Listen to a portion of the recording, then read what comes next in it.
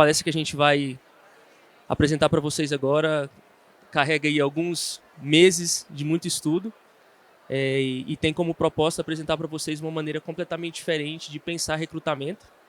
E a Diga aí quer trazer isso em primeira mão para todos vocês que estão aqui. A gente separou esse momento, esse dia para apresentar para vocês aqui no Conar.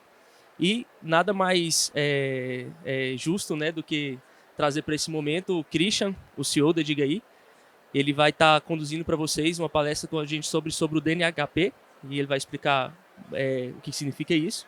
Mas para quem não conhece o Christian, tá? O Christian começou sua carreira como consultor de cibersegurança nos Estados Unidos, né? E atuou em mais de 200 empresas, inclusive empresas de Wall Street, no Vale do Silício. Depois ele trabalhou na Meta, né, que a gente conhece hoje como Facebook. Durante a pandemia, retornou ao Brasil para explorar as oportunidades trazidas pela aceleração da digitalização. Ele construiu e liderou equipes na Deloitte Brasil e no Nubank, onde passou mais de 3 anos inovando gestão de cibersegurança em ambientes complexos. A Diga aí foi fundada em 2023 e que hoje se tornou a primeira e a única TIP do Brasil. Vocês vão também conhecer por que esse termo. E tem como missão trazer dados e inteligência ao RH. Então, sejam muito bem-vindos. Christian, qual que é seu? Obrigado, Samuel. Obrigado a todo mundo aí por ter vindo. Vamos ver se o passador está funcionando. Ele apresentou rapidamente, né? Mas o que a gente está trazendo aqui, a proposta da Diga aí é ser um olhar de engenharia, um olhar de dados para os recursos humanos. Há 5 anos atrás, eu liderava um time que tentava hackear sistemas no Nubank. Antes disso, eu fiz isso na Meta. Na época era Facebook, aí virou Meta. Ao contrário, o Samuel errou essa. E a gente está entendendo que agora a tecnologia está encontrando a matemática e agora é possível, sim, eu mapear algumas das complexidades que a gente tem no recrutamento e seleção. Então, esse estudo ele começou a partir da pergunta que a gente queria responder: e se eu soubesse a probabilidade de alguém ficar na minha empresa 6 meses depois de eu contratar? E se eu soubesse quem que vai bater meta daqui a 6 meses na hora da contratação? E a partir disso, a gente ficou, que nem o Samuel mencionou, isso aqui é um pouquinho de só a referência que a gente tem que dar, como a gente é do mundo acadêmico. Só até voltar aqui, o José é meu co-founder. Eu estava no Nubank com ele, antes disso eu estava na Meta, antes disso ele estava terminando seu mestrado na Poli USP. O Dave, o Chief Information, o CISO do Nubank, ex-CISO do Nubank, foi nosso primeiro investidor anjo.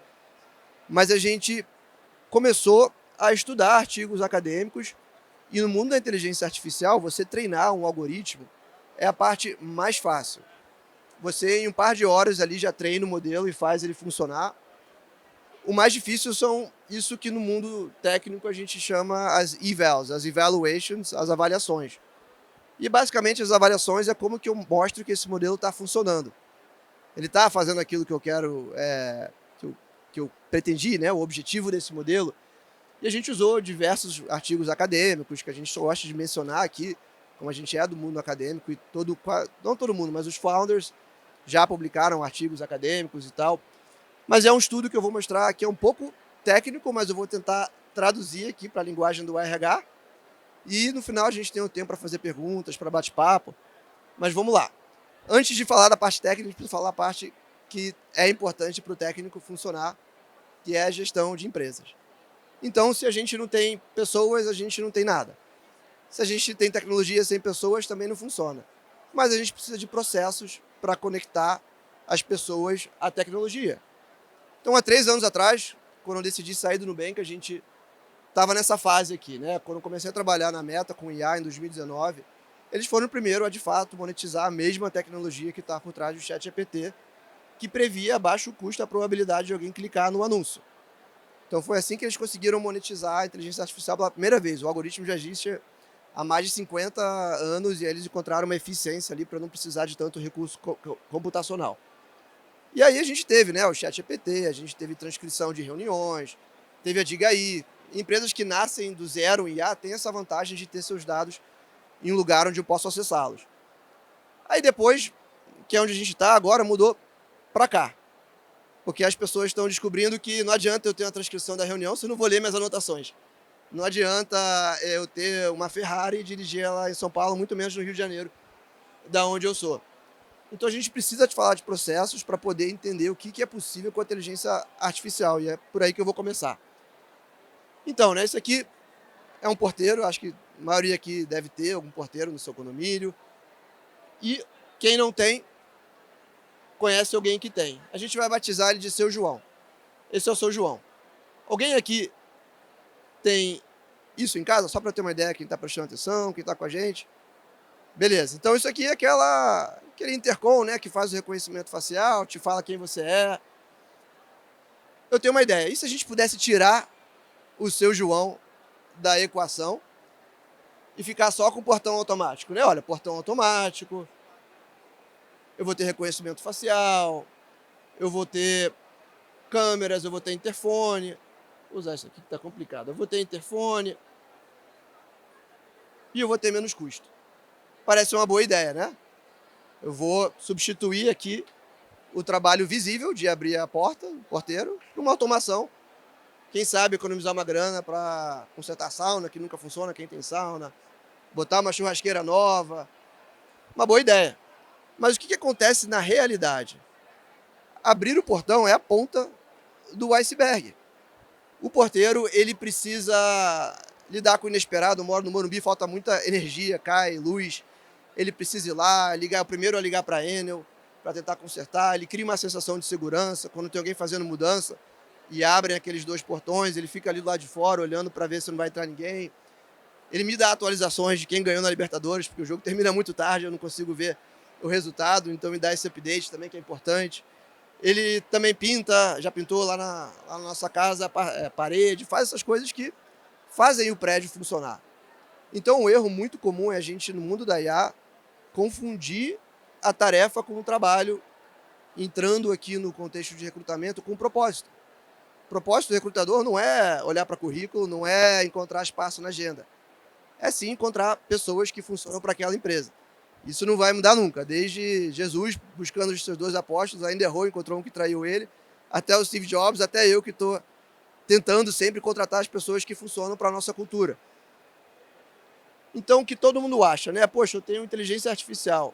Ótimo, eu vou automatizar a tarefa, eliminar pessoas, menos custo.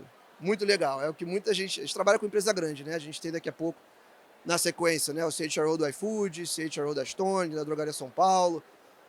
Muitas vezes, não essas empresas, porque elas trabalham com a gente, mas as empresas têm ali o conselho, ou alguém falando, não, IA, acho que todo stand vai estar IA escrito aqui, elimine custos. Mas não é por aí, né? O que acontece é que, sim, você tem uma redução de custo quando você implementa IA de forma bem implementada, mas é uma forma incompleta de eu olhar para como que ela muda o nosso trabalho.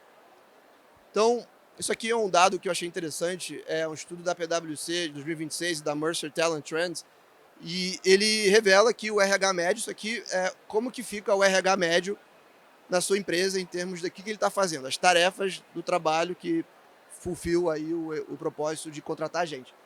70% operacional. 35% do tempo é revisando o contrato, é copy-paste, é baixando coisa, fazendo agendamento de entrevista, e por aí vai, né? O RH é quase um time de agendamento, então é admissão, é onboarding, é data, é o atendimento N1, eu perdi meu vale-refeição, como é que eu faço? Não está funcionando, me ajuda, como é que eu tiro férias? É triagem de candidatos, é olhar para currículo, escolher quem vai ser o melhor, mas não é porque essa parte não importa, inclusive a gente tem dados que mostram, tem uma outra apresentação, 5 anos atrás, assim, eu não acreditava tanto em cultura, employer brand, marca empregadora, é bizarro. O nosso primeiro grande cliente foi o Carrefour, a gente foi depois para o Grupo Pão de Açúcar, a gente achou, copy-paste. Não, essas empresas ela têm uma cultura, isso tem muito a ver com a empresa e com o desempenho do colaborador. Mas tem gente já, imagino que tem gente aqui na plateia, que já está usando IA todo dia e você fez o shift, né? Você mudou e você ficou bem mais estratégico. Está trabalhando em aprendizado, está trabalhando em recompensa, em marca empregadora, né? Fazendo aquela venda da sua empresa, mostrando como é que é o dia a dia do colaborador. Mas tem alguém que já está fazendo essas coisas que eu descrevi aqui com inteligência artificial, só para... Tem uma pessoa ali só, ninguém está fazendo triagem de candidatos, então você tem que falar com o time comercial da Diga aí. Mas tem uma galera. Deixa eu fazer uma pergunta para esse pessoal que levantou a mão. Vocês estão trabalhando menos agora? Estão trabalhando menos? A maioria, quem começa a ficar mais produtivo, trabalha menos, o que eu vejo, né? Ela está falando não, obrigado. Quem começa a ficar mais produtivo, na verdade, trabalha mais. Porque você está mais apaixonado pelo seu trabalho, você está fazendo mais coisas relevantes que vão agregar valor para aquilo que você foi contratado, né? Que era trabalhar. Então, a realidade é que a IA, ela deixa o colaborador mais engajado. Então, o que a IA, de fato, faz uma profissão? E, sobretudo, a do recrutador, né? Estou resumindo aqui o que eu estou falando, antes da gente entrar na parte mais técnica, que é o DNA-HP.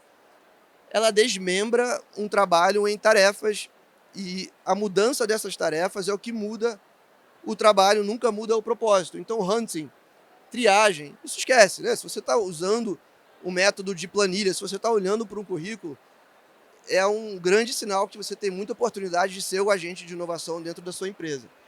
Alinhamento com gestão, isso muda. A gente vê as nossas empresas, clientes e parceiras, o recrutador ele vira um grande negociador. Ele chega, às vezes, para o gestor e fala: por que você precisa de alguém que vai falar inglês se a pessoa não vai falar inglês no trabalho? Só porque você fez um intercâmbio lá fora, isso não tem nada a ver. Então isso muda, né? Não é só me falar o que você precisa, vou arranjar para ontem. Ela precisa vender a vaga, né? Tá difícil de contratar gente, né? A população está diminuindo, a gente trabalha com operacional, trabalha com estratégico, mas o operacional, a gente tem um grande carinho pelos nossos clientes no Açaí, no Carrefour, na Drogaria São Paulo. Se você não chegar primeiro e vender a empresa, você vai perder esse candidato. Você tem quase que contratar no susto. O onboarding, eu vou entrar nesse detalhe aqui, queria até fazer uma caixinha maior, é onde acontece o maior desalinhamento de expectativa. A pessoa começou a trabalhar, meu Deus, não era isso, olha só para o meu líder, ele não bate com a minha personalidade, ele fala palavrão, eu não gosto. E aí essa pessoa, né, se foi fácil de entrar, ainda mais fácil de sair. Então, né, resumindo, cuidado para não otimizar a coisa errada. É a cara do trabalho, estou testando uma ferramenta de IA e agora estou com mais trabalho do que eu tinha antes, porque você está tentando otimizar a coisa errada. Lembra que a gente falou do processo. E o recrutador produtivo, tirando vocês duas que estão trabalhando menos, tô brincando, é mais engajado e ele produz mais, ele quer gerar mais valor para a sua empresa, ele está se sentindo mais útil. Nos Estados Unidos, no Vale do Silício, tem esse fenômeno que se chama token maxing, que é a janela ali de tokens do seu cloud, que ela expira em um certo período e aí você tem que parar. Você vai nos cafés no Vale do Silício, eles ficam lotados e depois vazios. As empresas grandes, elas pararam de fazer festas e jantares quando vira essa janela, porque ela sabe que ninguém vai. Porque a pessoa ela quer produzir mais, ela está viciada em produzir. Então, né? O que acontece com o seu processo de contratação? É o que a gente vai começar a explicar. Só para vocês terem uma ideia, né? Já adiantando o que o DNA-HP faz.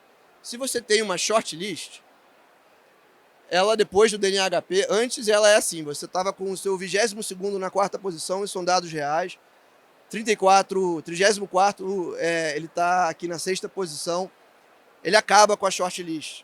A shortlist é uma coisa do passado, porque ela está assumindo e presumindo que todo mundo é certo para uma categoria de trabalho. Então ele mexe na sua shortlist de uma forma muito, muito drástica. A shortlist é um processo do passado até para quando é uma operação como de atendente de caixa, de vigilante predial. E eu vou entrar no detalhe dos dados. E dá espaço para algo que a gente está chamando de clusters, pode chamar de centroide, pode chamar de foco, que é para onde essa pessoa precisa trabalhar, onde que ela vai ser mais produtiva. Então o candidato A, talvez ele funcione melhor com o gerente A, o candidato B vai funcionar melhor com o cargo B. O candidato A, nenhum dos dois, na verdade é o gerente C que bate ali. Né? A personalidade é uma coisa que está, né, chipada na gente. Então, né, o que de fato está acontecendo, a realidade que a IA faz, ela não elimina as tarefas que a gente confunde com o trabalho, ela desmembra os trabalhos em tarefas, mudando aquilo que as pessoas precisam ser boas, valorizando os pontos fortes. Aquilo que é o meu ponto forte, ele é mais necessário. Você julgar alguém com a nossa LLM e entender se essa pessoa vale a pena eu contratar, ou se eu quero atravessar a rua para fugir dela, ou se eu, sei lá, quero conversar com ela em um ambiente social, isso é um ponto forte que a IA nunca vai ter. E isso, é claro, muda como a gente contrata. Então, um erro é perguntar o que a IA elimina. A gente tem que entender o que a IA torna mais valioso. É por aí que a gente começa a, de fato, pegar o valor e mudar a operação, deixar ela mais eficiente. Então, antes disso, né, vamos fazer aqui uma enquete, né? O quão bons somos nós humanos em contratar? Aí aqui a gente buscou nos nossos dados a resposta. Mas antes eu vou fazer uma enquetezinha. Então, só para quem não conhece, diga aí, né? A gente já entrevistou mais de 1 milhão de candidatos, a gente trabalha com 180 empresas do nível Enterprise, que normalmente já tem ali uma gestão de processos, de mudança, um time de inovação, porque você tem que mudar processo, e mudar processo não é fácil. Em 2 anos e meio, a gente já tem quase 20 de áudios gravados de candidatos falando com os nossos agentes de IA. A nossa entrevista, que todo mundo passa, é conversando, mandando um áudio para o nosso agente de IA. A gente já tem também 3 modelos proprietários e agora o DNA HP que eu vou mostrar. A gente consegue ver pela voz de alguém se ela está lendo essa resposta no áudio que ela manda, a gente já pode te falar quem é a pessoa que está lendo o chat GPT. Então, como você acha que você contrata? Vou explicar aqui, a gente vai entrar um pouco na parte técnica, mas eu vou explicar. Aqui, nesse eixo, é o performance real desse colaborador. E aí, né, o pessoal da Zamp, do Burger King, para eles, a definição, são nossos clientes, é um grande case, é a pessoa ficar. Se ela ficou 180 dias, é high performance. E aqui a aprovação do gestor. Então, quanto mais para lá e mais para cima, segundo essa curva, eu tenho aqui um gestor que está escolhendo as pessoas que mandam bem. Quem acha que tem essa curva aqui, né? Os pontinhos verdes claros é o high performer. Quem acha que está aqui? Alguém tá? Tem alguma pessoa que está... Opa, foi coçar o cabelo só? Tudo bem. Vamos ser menos arrogante. Quem acha que está aqui? Quem acha que de vez em quando, ou na maioria dos casos, que é o que isso aqui está mostrando, escolhe o candidato certo que vai mandar bem, que vai bater meta? Aí, diga, a outra ali que mexe IA, aí já mexe com IA, não vale a pena. Aí não vale, né? Mas o que a gente encontrou nos nossos dados? E esses dados, assim, a gente tem o nosso Chief Data Scientist, que ele está por aí. É um rapaz de 60 anos que tem um mestrado em MIT. A gente conseguiu convencer ele a ganhar menos por causa dos nossos dados, porque ele ama mexer nos nossos dados, é muito valioso realmente. É um material que ele levou, inclusive trouxe pessoas do MIT para brincar. Mas a gente descobriu que é assim, é uma curva inversa. Em 62% dos casos, quanto mais o gestor gostou de alguém, quanto mais ele falou, me lembra de uma pessoa que eu gostei. Não, sim, eu fui com a cara dele. Quanto mais o gestor gosta de alguém, mais provável é dela não mandar bem, dela sair. Isso são dados. A gente mostra para quem quiser ver nas nossas máquinas, a gente não pode enviar esses dados, porque a gente treina nossos modelos em cima deles. Mas é verdade, claro que tem 38% dos casos, as meninas que estão usando o IA bem, mas a realidade é essa, né? Eu vou usar uma analogia, mas antes disso eu só queria, né, também ser o primeiro culpado a falar que eu já contratei, agora eu parei de contratar, mas todo mundo aqui é culpado de uma mesma coisa, se não é, já foi, não precisa levantar a mão. De contratar pela ausência de fraqueza, de contratar alguém porque ela não tem nada de errado no currículo dela, contratar alguém porque ela check all the boxes, porque, olha, eu não quero fazer merda na minha empresa, eu quero contratar alguém que, olha, o meu gerente falou, boa, contratação boa, né? Mas isso é um erro. É um erro porque a IA está mudando isso e eu vou explicar um pouco mais como que ela faz isso. Então, o melhor preditor de performance, ele não é óbvio. Não sei se alguém já assistiu esse filme, esse é um filme que o Brad Pitt ele faz um técnico de beisebol que se chama Billy Beane, se chama Moneyball, o nome desse filme. E aqui você tem um pitcher, é o cara que joga a bola para alguém tentar rebater com o beisebol. E eu gostei muito desse exemplo porque o beisebol ele tem dados muito estruturados, 5 vezes mais estruturados que o futebol. Você tem poucas... ele é legal por causa disso, mas para assistir é mais chato. Mas quanto menor esse número, melhor o jogador é. Isso é quantas pessoas correm e não conseguem bater na bola. Então, quanto melhor for a jogada dele, menor vai ser esse número. E aí, o que o personagem que o Brad Pitt faz descobriu? Tá todo mundo achando que esse cara é bom, que esse cara é bom, que esse cara é bom, que esse cara é bom. Mas, na verdade, esse aqui é 2 vezes melhor. Mas por que ninguém contrata ele? Porque, para quem já assistiu o filme já sabe, né? Ele tem essa jogada que é estranha. E aí os olheiros que vão para os campos de beisebol e querem contratar alguém, fica, pô, mas esse cara joga estranho, não é possível que ele seja bom. E aí esse técnico dos Aucklands, que ficam em Cleveland, eles foram olhar para os dados e eles viram que, cara, ele é 2 vezes melhor, só que ele joga feio, ele tem essa submarine pitch, né, o arremesso de submarino. E aí ele identificou, e o livro fala muito disso, o Michael Lewis, ele é um autor do mercado financeiro, que olha para dados, não sei se alguém já conhece ele, mas vale muito a pena, ele foi o autor do Big Short. Mas a lição aqui é que não é óbvio encontrar o performance. Então, fora do beisebol, qual que é o melhor preditor de performance?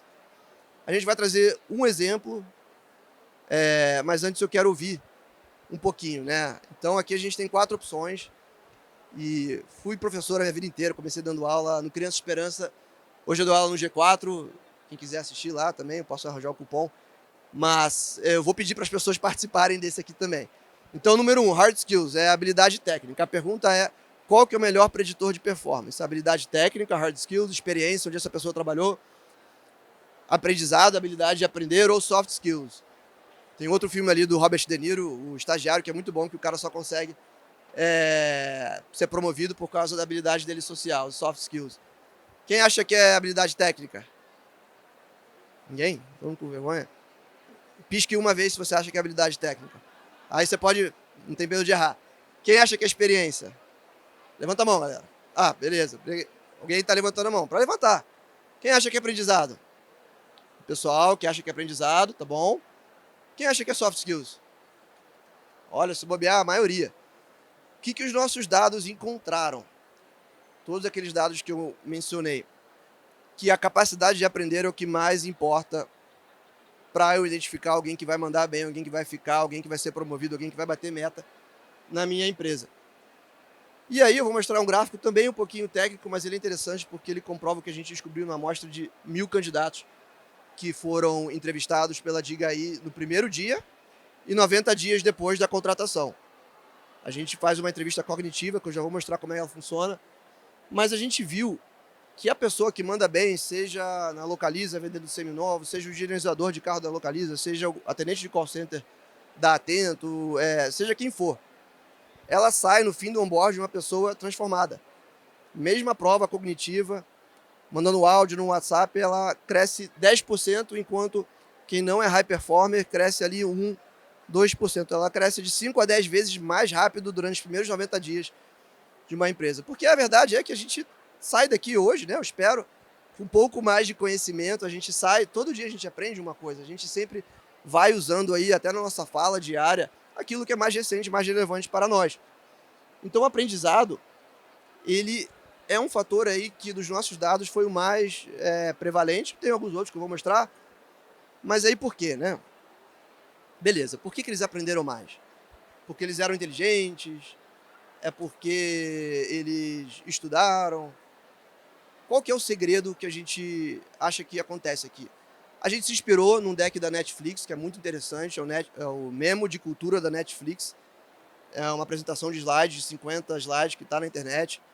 Explica como que o Netflix ele mudou a abordagem para recrutamento e seleção.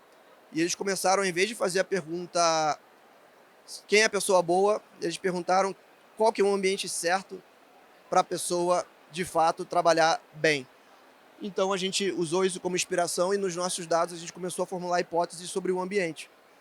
Dessas pessoas que ganharam muito em termos de capacidade em 90 dias, um espaço curto. Vamos olhar para o gestor, para o time, para a autonomia, para a expectativa, para a cultura dessa empresa que eu falei no começo.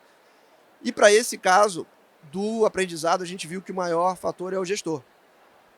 Ah, mas quer dizer que eu tenho um gestor bom só, que ajuda as pessoas a aprenderem? Não. O que a gente vai mostrar é que a gente tem matches de personalidades, gente que funciona uma com a outra e gente que não funciona, e está tudo bem. Então, o performance ele depende do ambiente. O mesmo colaborador e o ambiente diferente, você vai ter um resultado diferente em qualquer circunstância, né? Para quem já leu Sapiens, ele fala que você pega o primeiro Homo sapiens há 100 mil anos atrás, você bota ele hoje em dia, ele vai aprender a falar que nem a gente. Mas lá ele nem sabe falar porque não tinha, né? Não existia idioma. Mas o cérebro é o mesmo. Então, né, entrando um pouco para o DNAHP, que é o terceiro modelo de Machine Learning da Diga, que é uma empresa de ciência de dados, uma empresa de engenharia. A gente já trabalhava, eu tinha um time, o José, meu co-founder, ele fazia a gestão dos modelos de prevenção de fraude no Nubank, de identificação de bloqueio de cartão, de transação suspeita. A gente tem alguns inputs nesse modelo, que nem o ChatGPT usa de input toda a internet. Esses modelos, eles são agilidade, aprendizado, autoconhecimento, depois a gente pode passar esse material também. E a gente olha dentro desses inputs 3 fatores: o gestor, a localidade e o cargo. Como que a gente captura tudo isso? Primeiro a gente vai entrevistar quem manda bem na sua empresa, a gente vai extrair essas dimensões, a gente vai rotular, né? A gente vai marcar quem é o gestor, quem é a localidade, o cargo. E nesse exemplo aqui a gente só olhou para um combinado, senão eu ia ficar aqui o tempo falando e ia não ter ninguém aqui no final. A gente só olhou para o combinado de gestor e agilidade e aprendizado. E é assim que a gente conseguiu, né, com bastante confiança do ponto de vista estatístico, provar de que o gestor sim, quando tem um match de personalidade, ele contribui para um aprendizado mais rápido. Bem, já trazendo alguns resultados, né? Esse é o case da Atento, a operação do Mercado Livre. A gente estava aqui ontem fazendo a apresentação desse case. Isso aqui já foi validado com 2.200 candidatos. Eles, como é uma operação de volume, eles contratam um pouco mais de 2.000 pessoas todo mês. Eles têm que trazer todo mundo para um painel. E aí eles traziam 20 pessoas para esse painel e aprovavam 4. Aí depois da gente treinar esse modelo de IA, eles tiveram um ganho de 300%, porque você precisou de metade para aprovar o dobro, em média. Isso foi em mais de 40 painéis, sempre o mesmo resultado. E aí o que aconteceu, né? Falando do recrutador, ele virou um negociador. Em alguns casos ele foi trabalhar com desenvolvimento, porque lá que com onboarding, porque lá que está o desalinhamento de expectativa. E aí, com isso, a gente começa a entrar no específico do que é o DNA do High Performance, modelo de inteligência artificial da Diga aí. E aí eu só queria deixar aqui, o time comercial pediu, a Diga aí, a IA ela já vem com o produto. A vantagem de você nascer no tempo da IA e vir de um time que trabalha com data science é que a gente não vai cobrar mais. Se tem algum cliente aqui da Diga aí escutando, a gente não vai cobrar mais por isso, isso já é parte, porque a gente quer que todo mundo tenha o melhor acesso aí ao melhor talento, né? Bem, como que funciona? Você identifica os maiores talentos da sua empresa, você vai, deixa eu avançar aqui, você vai entrevistá-los a fundo, é uma conversa de WhatsApp. Essa pessoa vai ficar 15 minutinhos mandando áudio no WhatsApp, aí ela ouve o áudio, ela se adapta, ela faz outro, ela dá um feedback meio torto para ver como que a pessoa reage. Aí você vai identificar os gestores, localidades e cargos. Muitas vezes as empresas já têm isso, né, no seu sistema de avaliação de desempenho. Vendedor é muito fácil, porque a gente vê quem bate meta. Turnover também é muito fácil, a gente vê quem fica. E aí depois a gente vai calibrando essa IA ao longo do processo. Então, uma forma mais visual, porém ainda um pouquinho técnica. Antes de começar, né, a entrevista do colaborador, a gente faz aquilo que a gente chama de pré-treinamento, pre-training, onde você identifica os high performers, quem manda bem, quem ficou, enfim, você define o que é o sucesso. Quais que são os fatores exógenos no contexto que permitiu esse colaborador a mandar bem. Aí no dia 0 você vai entrevistar alguém, e o que acontece? Nos primeiros 90 dias, que a gente já aprendeu que é tão valioso, a gente vai fazendo check-ins por WhatsApp, tudo em massa, automatizado, onde a pessoa, colaboradora nova, né, o seu new hire e o gestor fazem entrevistas. Isso retroalimenta esse modelo. E aqui embaixo, né, que você começou com um modelo que já é 300% mais assertivo, você vai ter o aprendizado supervisionado, supervised learning, onde a precisão vai aumentando. E você vai tendo uma IA basicamente que ela entende o contexto da sua empresa. Então, tem alguém aqui que usa o ChatGPT pago? Alguém tem a licença paga do ChatGPT? Então, não sei se já fizeram isso, mas tentem chegar e falar: eu queria que você escrevesse uma newsletter, um artigo, como se fosse eu. Só aperta Enter. Cara, é bizarro. É bizarro porque ele sabe muito bem como que você é.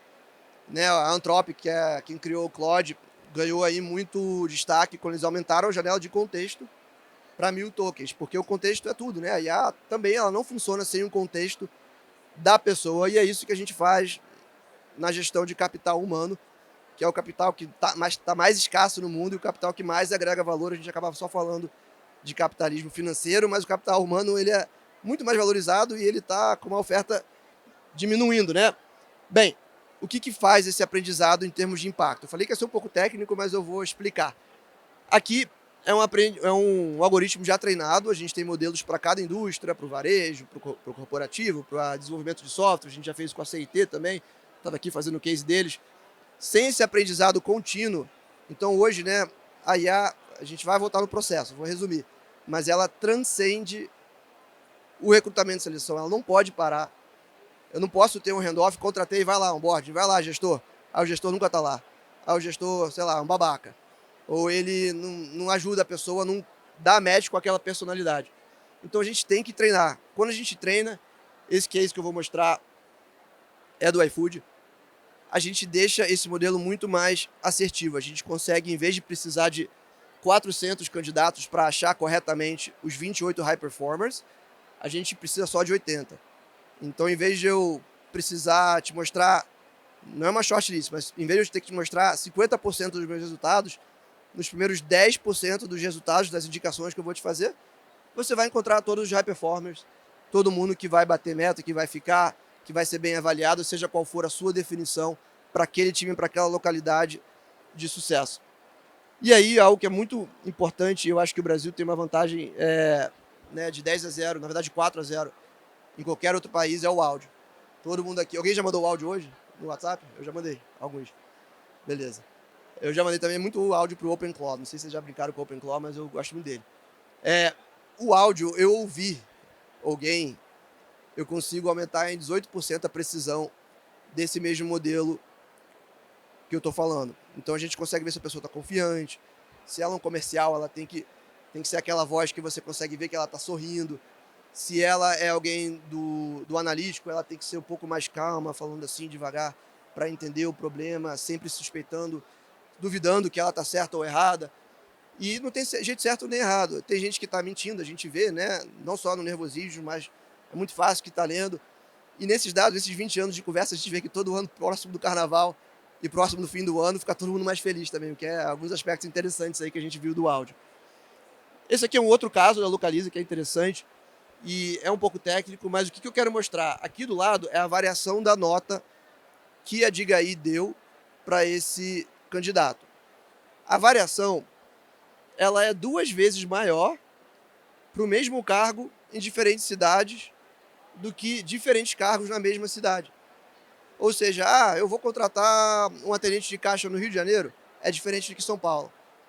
O garçom, eu te falo que com certeza é diferente. No Rio de Janeiro você senta num lugar, posso falar mal porque eu sou carioca, vocês não podem. Você senta num lugar, eles ficam conversando, batendo papo, tem 5. São Paulo você senta e já vem te atender na hora. Não, é uma variação diferente, tá? Mas isso é o que a gente mostrou no case da Localiza, com 50 contratados, entendendo aí dessas diferentes localidades. É uma operação bem massiva lá, a gente faz 100% das vagas.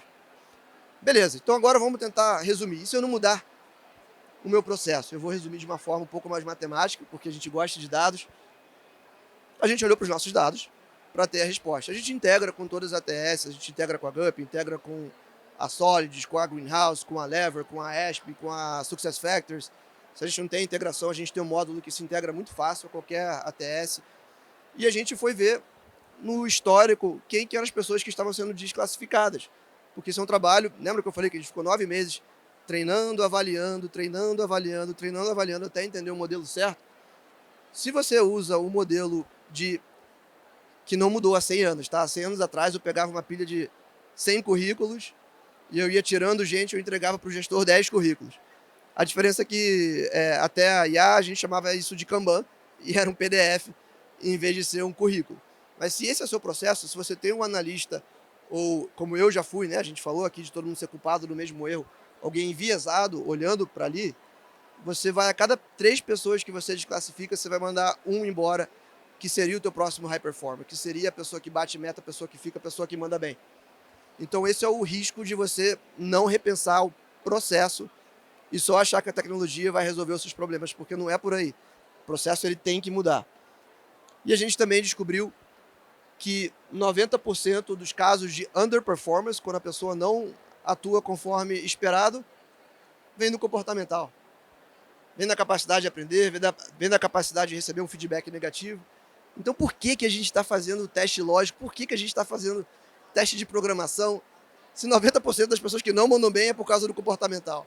Não tem nada a ver, né? É o risco que você assume sabendo disso, né? Claro.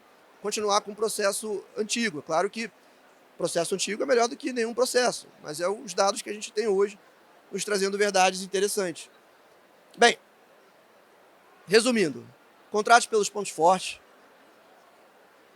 O vendedor que escreve mal, a gente provou isso na Localiza, eles não contratavam gente porque o cara escrevia mal, mas hoje ele usa a IA, o Copilot, para fazer o rascunho perfeito, mas ele tem aquela garra, ele entende quando que é o momento de dar um bote, quando que é o momento de só, você viu o jogo do Botafogo, enfim. Essa é a pessoa que você quer. Então, não contrate pelos pontos fracos, não contrata aquela pessoa que é mais ou menos em tudo. É a cara do turnover, é a cara do desalinhamento, e a gente já provou isso, né, para 30% dos casos que são desclassificados, e ainda mais, imagina para quem é contratado. Então, ser excepcional em algo que importa para a sua função é aquilo que fica mais valioso. Você não precisa ser bom em tudo. Não, você nem precisa saber falar inglês, você já usa, né, a IA para traduzir isso em tempo real. Você precisa ser bom naquilo que é importante para essa profissão, para o seu propósito. Bem, a gente tem entrevistado candidatos primeiro, a gente já descobriu, já validou, acho que tem ali tinha uma imagem com os nossos clientes, podem dar uma olhada ali, ver quem são, vão estar no próximo painel aqui. Isso é errado. A gente precisa primeiro medir o resultado, entender o que é um bom resultado, e aí, com base nisso, contratar a pessoa certa. O humano não tem como fazer isso, ele vai cansar, ele vai ser enviesado, ele não consegue falar com todo mundo. Só um robô, só a matemática, só o código consegue fazer isso, para deixar a gente mais estratégico. Então, né, a shortlist, né? Antes eu tinha um candidato, o ranking, shortlist e contratava. Agora, hoje em dia, você precisa entender o contexto. O recrutador ele precisa ser um negociador, ele tem que entender as condições de trabalho, seja atendente de caixa, seja desenvolvedor de software, seja executivo. Ele precisa entender quais são as forças, as dimensões, os vetores, o que é alta performance. O que é interessante no iFood, a gente viu que o vendedor B2B que vai em restaurante já até alterou parte ali do sistema de compensation, deu alguns insights, porque a gente viu que estava descalibrado, porque fora das grandes capitais não tem concorrência. Então estava entregando muita meta, estavam dando bônus para todo mundo, mas é porque lá não tinha 99 no Nordeste, não tem Kita, não tem essas outras empresas. E aí você vai sempre adaptando, porque a vida ela é uma lista de aprendizado. Bem, o meu time não deixou eu fazer uma demo ao vivo, porque às vezes não funciona, a internet é ruim. Mas o que eu quero mostrar aqui? Isso aqui é um case real, são dados do cliente, a gente tem a permissão, eles estavam aqui ontem com a gente apresentando esse case. São os dados da operação do Mercado Livre, do Mercado Pago, para ser mais específico. E aqui você tem um atendente N1 de call center. O que você está vendo aqui são constelações, são polos, são centroides. Todo mundo é o mesmo colaborador. O que eu tenho aqui? Eu tenho no ponto do meio, né, um gestor, e do lado de fora, de quem está sendo entrevistado pela Diga Aí, quem é a pessoa que funciona melhor para aquele gestor. É assim que a gente trouxe o turnover da operação de 50% para 4%. Porque se eu boto alguém que era para trabalhar com o Luiz, que está nessa rodinha aqui em volta do Luiz, e essa pessoa vai trabalhar com a Jussiele, é a cara cara, não gostei. Você tem que olhar para o seu líder e ser alguém que você gosta. Então essa é a realidade da Diga Aí, o que a gente está entregando para os nossos clientes. O time não está me ouvindo, mas a gente bota daqui a pouco ali os nossos clientes, os nossos cases, vai ter um painel super legal aqui. A gente vai só bem rapidamente mostrar a nossa promoção aqui de sorteio. E como que fica no ranking? Para quem já conhece a Diga Aí, não muda muita coisa, tá? Você vai ter o ranking, só que vai ser por gestor, vai ser por vaga. E a gente é bem intuitiva a plataforma. Só que aqui você tem o HP médio, que é basicamente o comportamento de cada um para aquele contexto. E essa Monique aqui, que é uma candidata que está em número 1, a gente vê como que ela se compara com quem foi usado para treinar. Você precisa de no mínimo 10 colaboradores que são de referência para a gente ter uma amostra que é estatisticamente confiável para a gente treinar esse modelo. Então a gente está pegando uma amostra de no mínimo 10 pessoas, quanto mais melhor. E está falando que, olha, a Monique ela tem 90,20% de compatibilidade com o DNA do sucesso naquela empresa. Então, para quem estava aqui no começo, vocês lembram do seu João que a gente falou? A gente não pode medir e abrir o portão. A gente tem que medir o que o João faz ali para o prédio funcionar. A gente não pode se enroscar aí achando que se o seu título é porteiro, você só vai abrir a porta. Tem várias outras coisas que entram, algumas valiosas do que as outras.